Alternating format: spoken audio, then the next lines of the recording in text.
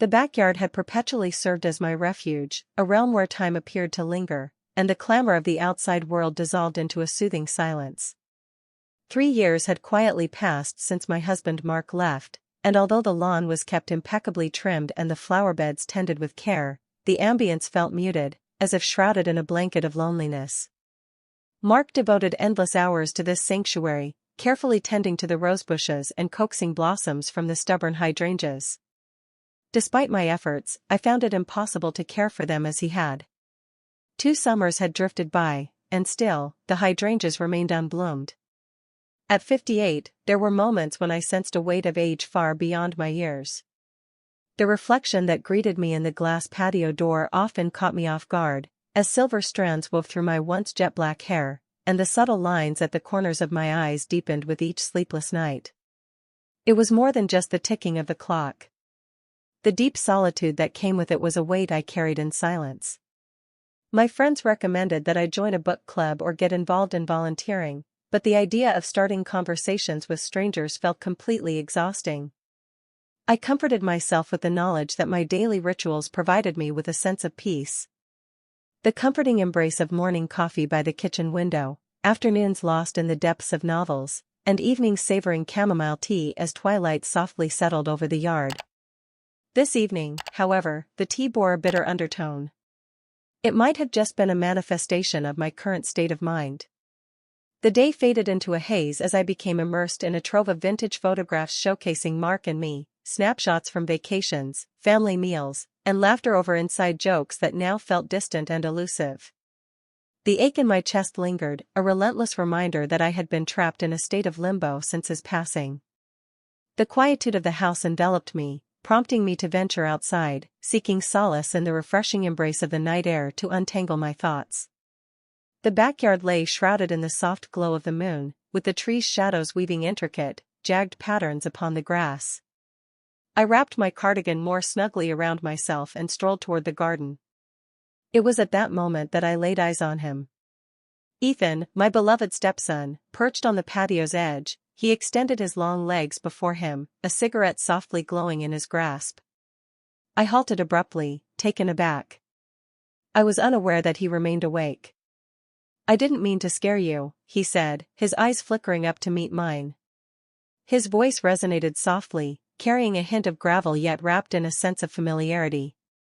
I advanced with careful deliberation, my arms wrapped tightly around my chest. "I had no idea you were a smoker." "I do not in any significant way."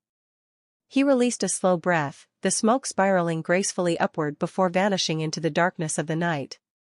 "Simply struck me tonight." Ethan returned home 2 months prior, following a tumultuous breakup with a girlfriend whose name I never bothered to discover.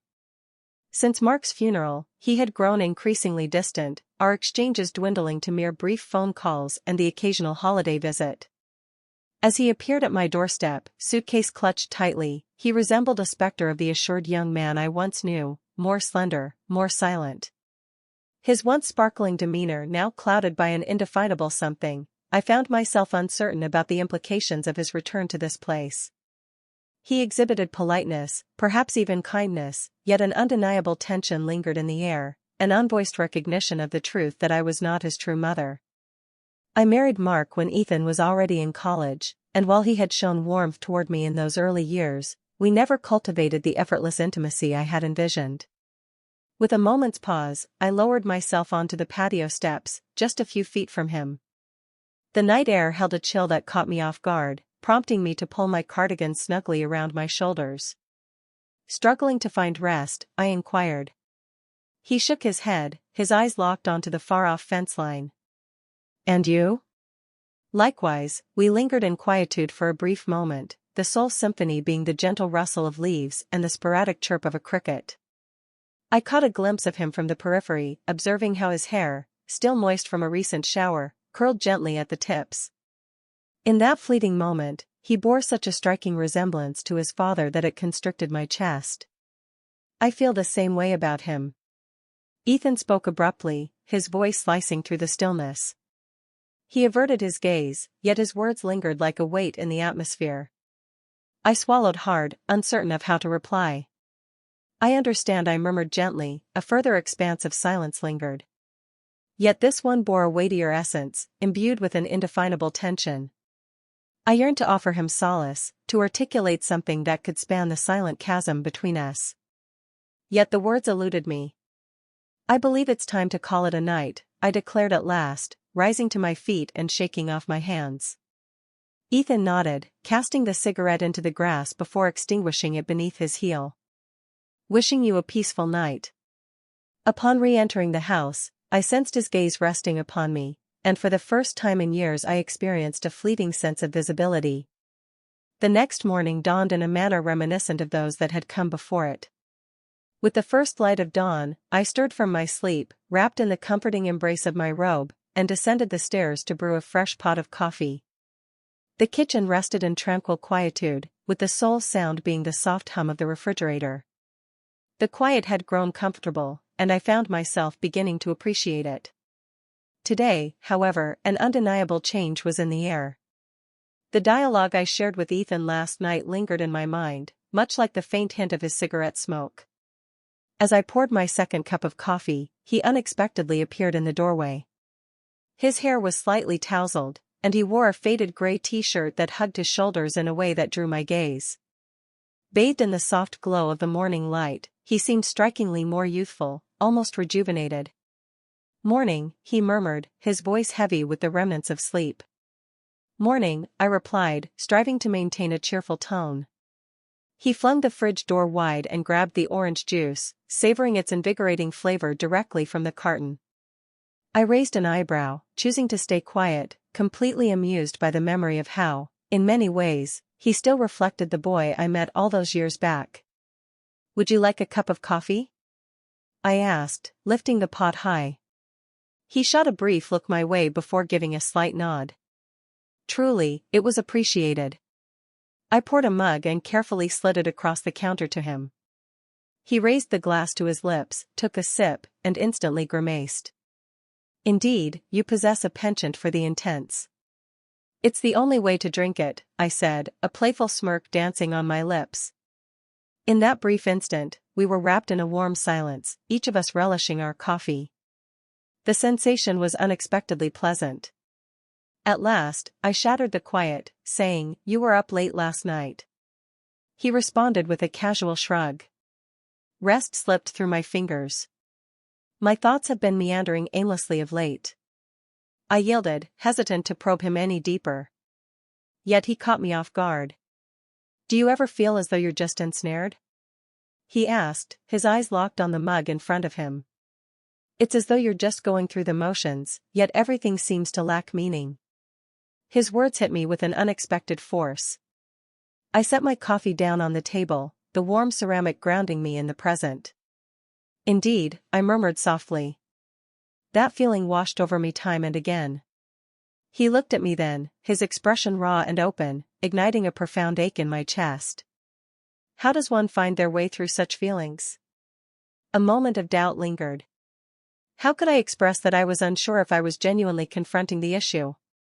There are days when the only thing driving me onward is simply the heaviness of habit. Finally, I admitted that I tried to focus on the small things. A captivating story, a walk outdoors, or maybe a well-crafted cup of coffee. While it might not solve every problem, it definitely offers some comfort. He nodded, his gaze lingering on mine for just a heartbeat longer. "Thank you," he said after a moment's hesitation. The days that followed were woven together with a series of small, shared moments like this one. Ethan started joining me for breakfast every morning, and our conversations slowly began to extend with each meeting. At first, our dialogue wandered through the well-trodden paths of safe subjects, current events, the weather, and the optimistic anticipation of hydrangeas blossoming this season. As time passed, the conversations deepened significantly. One morning, he recounted the tale of the breakup that had led him back to this place. He had imagined a future filled with promises and shared vows, only to discover the heart-wrenching reality of her betrayal that had been hidden for months. "I felt like such a fool," he confessed, raking his fingers through his hair. "I should have seen it coming." "You are not an idiot," I declared, my voice firm and unwavering. You entrusted your heart to someone close to you. In that moment, everything felt perfectly in place. He looked at me, an air of mystery dancing in his gaze. "Thank you," he murmured softly. On a different occasion, I opened up about my challenges after Mark's passing. Unraveling a sense of purpose in his absence proved to be a daunting task, as I ventured through the intricate layers of my identity in solitude. I had envisioned grief as a dramatic, larger-than-life performance, I noted. Yet, it is anything but that. Silence envelopes the surroundings. It creeps in during the stillness of night or when a familiar sight stirs memories of them. It resembles an ever-present murmur that lingers in the periphery, never truly fading into silence. Initially, Ethan remained silent. In that instant, he reached across the table, his hand enveloping mine with a gentle grip. The warmth of his touch anchored me in the moment. "You have a strength that surpasses your own awareness," he whispered softly. One afternoon, about a week after our late-night conversation in the backyard, Ethan asked if I wanted to join him by the pool. The day revealed an unanticipated warmth for early spring, with the sun radiating brightly and inviting everyone to revel in its light.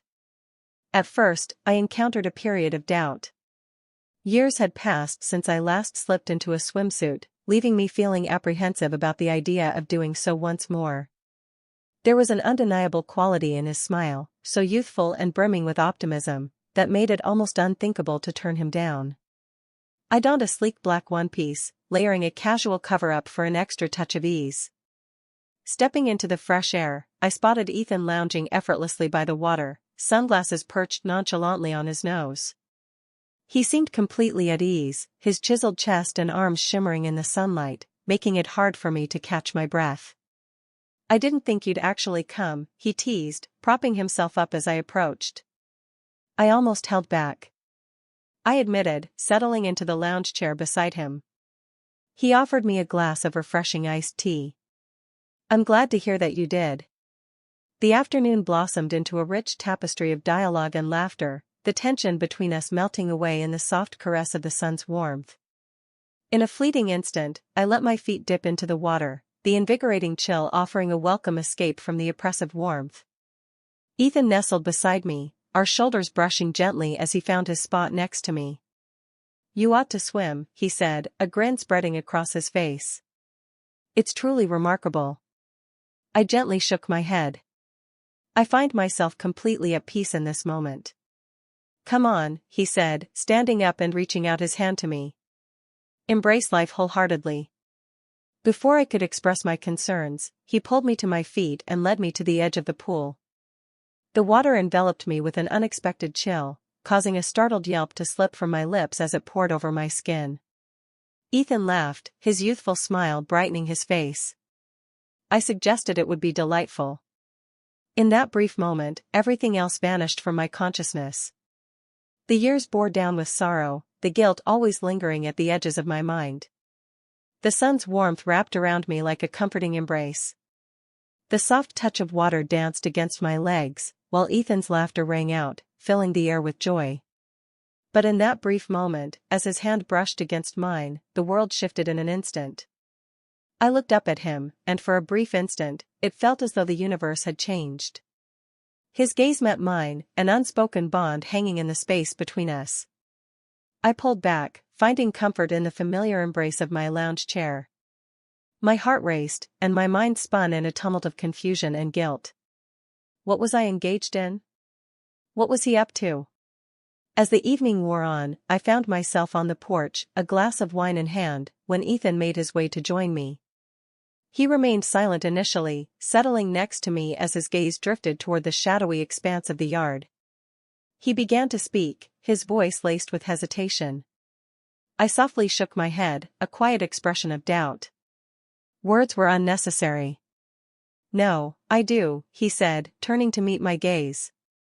"I hope we can keep things comfortable between us."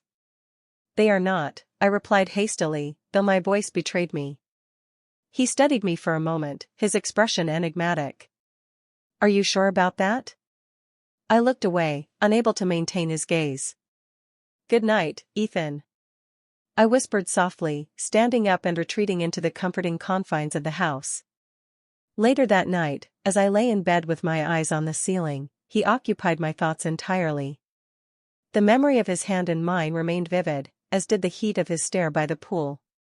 After years of feeling only grief, I encountered a new sensation that eluded my ability to define. As time passed, a subtle change started to intertwine with my interactions with Ethan. An unspoken tension now hung in the air between us. A subtle tension hung in the air between us, felt but unacknowledged by either of us. Occasionally, I caught him watching me, his gaze lingering a fraction too long as I bent to pick something up from the lower cabinets, or the way his eyes followed me when I walked into the room. Despite my attempts to appear indifferent, I realized I was not entirely immune to his charm either. His appearance was not just striking, though it certainly held a magnetic quality. The broad shoulders, the chiseled jawline, and the way his laughter seemed to transform him completely. It was the very spirit of who he was. He had a remarkable talent for filling the atmosphere around him, turning the house into a space that felt more alive, less haunting. As the evening progressed, I found myself in the kitchen, engaged in the craft of preparing dinner when he entered, barefoot and effortlessly at ease. He leaned against the counter, watching as I skillfully chopped the vegetables. "It smells delightful," he remarked, his tone rich with warmth. "Just spaghetti," I replied, casting a brief glance his way. "Nothing extravagant, surpasses anything I could ever create." He paused for a moment before proceeding, "You know, I don't think I've ever truly conveyed how much I appreciate this. Allowing me to stay here, I mean." I halted my chopping and lifted my eyes to meet his. His face bore a gravity of seriousness, while his blue eyes sparkled with a tender sincerity. "No need for gratitude," I replied, "this place belongs to you as well." He smiled, though a trace of sorrow lingered just beneath the surface. For a long time it hadn't felt like home, but now that has changed. His words tightened around my chest, a sharp pang of guilt mingling with a warmer feeling that sparked within me. I went back to the cutting board, my hands trembling just a bit as I kept slicing. "You've been through so much," I whispered softly, "and indeed, so have you." The stillness enveloped us, his steadfast gaze fixed upon me, an inescapable force. After dinner that evening, I retreated to the porch, a book clutched tightly, yearning for respite from the chaotic thoughts swirling in my head. Just as I settled into the chair, Ethan appeared, a glass of whiskey held delicately in his grasp. "Do you mind if I join you?" he inquired. After a moment of uncertainty, I gave a slight nod, "Absolutely." He settled into the chair next to me, the wood groaning softly beneath him. The air carried a refreshing chill, accompanied by the delicate fragrance of blooming jasmine that floated softly on the breeze. We lingered in stillness for a while, the silence punctuated only by the gentle rustle of leaves. "What book has captured your attention lately?" he asked after a pause. I lifted the book, offering him an unobstructed glimpse of its cover, a beloved classic. He leaned closer, his shoulder brushing against mine as he tried to get a better look. The warmth emanating from him flowed through me, sparking a shiver that I fought to contain as I refocused on the book in my lap. "Have you ever felt that something is missing in your life?" he asked suddenly. I looked at him, astonishment flooding through me at his unexpected question. "Could you elaborate on what you mean?" He took a slow sip of his whiskey, his gaze fixed on the dark stretch of the yard. "I'm feeling unsure. It appears that there is a void within you, and no matter how hard you try, it stays empty." In that moment of doubt, I found myself speechless. It appears that such emotions are a common thread in the human experience. I noted this especially after the loss of a loved one. He acknowledged my observation, a tension tightening in his jaw. Indeed, the silence that followed was heavy, filled with an unspoken tension. His eyes were locked onto mine, and when I finally turned to meet his gaze, a surge of electricity coursed through me. "You've treated me well," he murmured softly, "more than I deserve." My heart raced, a tempest of thoughts swirling in disarray. Just as I was about to complete my thought, Ethan leaned in and gently tucked a stray lock of hair behind my ear. The gesture caught me off guard, enveloping me in an unexpected intimacy that rendered me motionless. "You don't have to keep everything bottled up," he said, his voice barely above a whisper. "Allowing someone to enter your world is perfectly acceptable." For a fleeting instant, I contemplated surrendering to the magnetic draw between us, letting myself lean into him completely. Yet the weight of guilt grew too heavy to bear, compelling me to stand abruptly and create space between us. "I think it's time for me to retire for the night," I whispered, my voice trembling slightly. Ethan didn't try to stop me, but as I walked away, I felt his gaze lingering on me, the intensity of his stare remaining even after I closed my bedroom door. The days that followed were shrouded in a fog of avoidance and secretive looks. I threw myself into various tasks, carefully arranging the garage, polishing the kitchen until it gleamed, searching for any distraction to fill my thoughts. Still, no matter how hard I tried, the lingering recollection of that night on the porch persisted, stubbornly refusing to dissipate. His touch ignited a fire inside me, one I thought had long been snuffed out. Ethan seemed to sense my retreat, and though he granted me my space, I could catch glimpses of his annoyance. A gentle breath escaped me, paired with a momentary look. He wasn't angry, exactly, but I could feel his tension, as if he were waiting for a signal, a moment for me to face the unacknowledged reality we both tried to ignore. It was on that stormy night that everything came to a head. The thunderstorm rolled in soon after nightfall, the first bolt of lightning illuminating the darkened sky for just an instant. Not long after, the power cut out, shrouding the house in an unyielding darkness. I rummaged through the kitchen drawer for the flashlight, my heart pounding as the storm raged outside. "Ethan?" I called out, my voice echoing in the silence. As he stepped into the room, he announced his presence, casting a beam from his flashlight that danced across the walls. The light carved out shadows on his face, highlighting his features with a captivating sharpness. "The power's out," I noted, my tone perhaps a touch too nonchalant. He smirked, and I caught a glimpse of his expression softening. Indeed, I noticed it as well. We stayed there for a moment, the storm rumbling in the distance. The air was thick with tension, echoing the storm outside. "Are you all right?" he asked, his voice gentle and calming. I nodded, though my hands revealed my unease with a subtle shake. Storms evoke a deep sense of unease within me.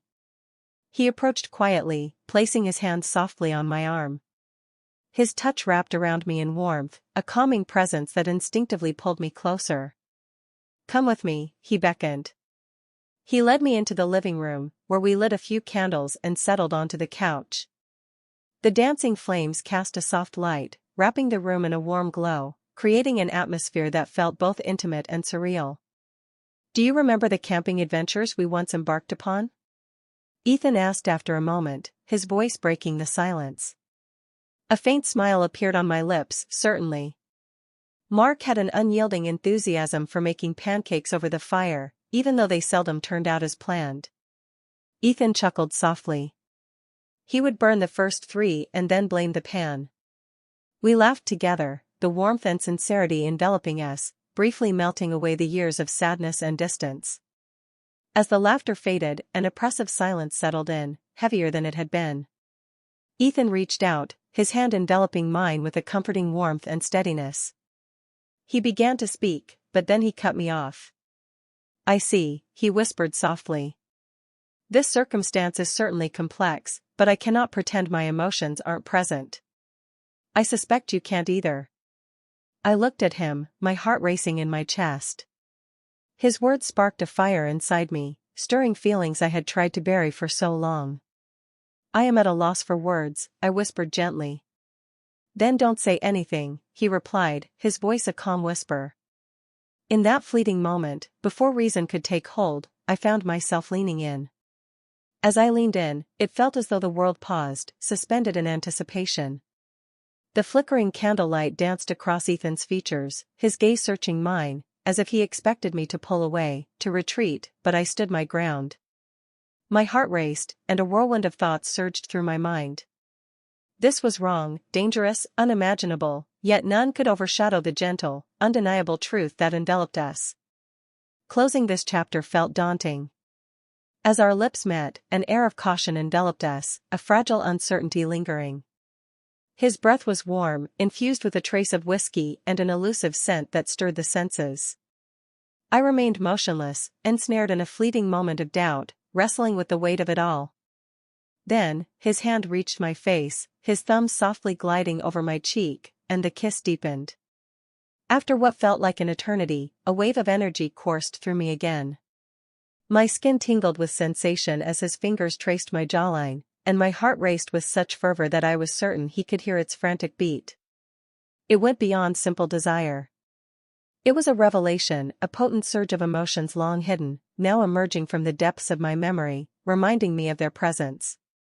Yet, just as quickly as it began, the burden of reality came crashing down again. I recoiled, breathless, my hand instinctively moving to cover my mouth.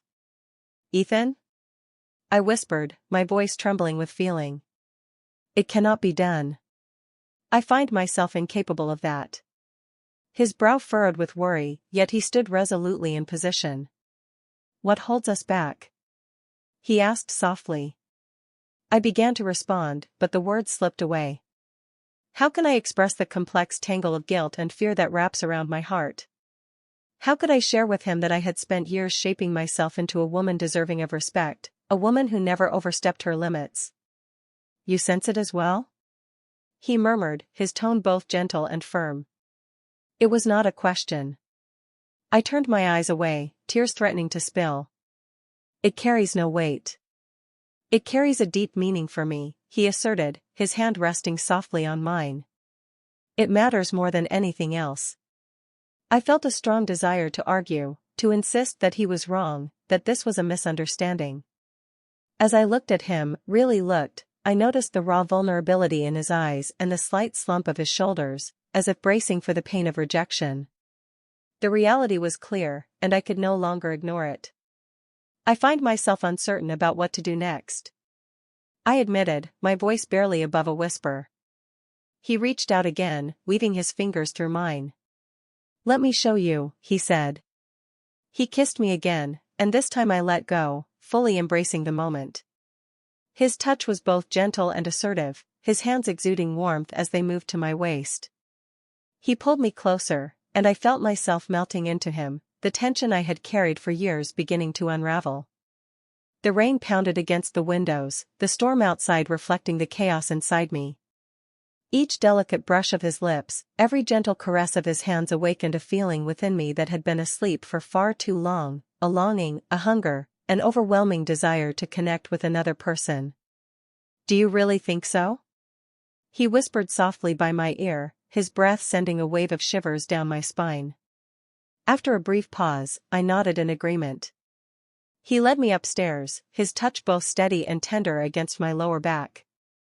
The house was cloaked in darkness, except for the soft glow of the candles we had left behind, their flames flickering gently in the stairwell. As we stepped into my bedroom, a brief surge of doubt enveloped me, a sudden urge to retreat. However, as he looked at me, his expression gentle and inviting, all doubt dissipated.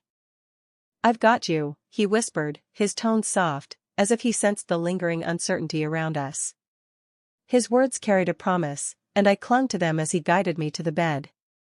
As we came together, the outside world dissolved into nothingness, the storm merely a distant whisper against the tranquil, unspoken connection that surrounded us.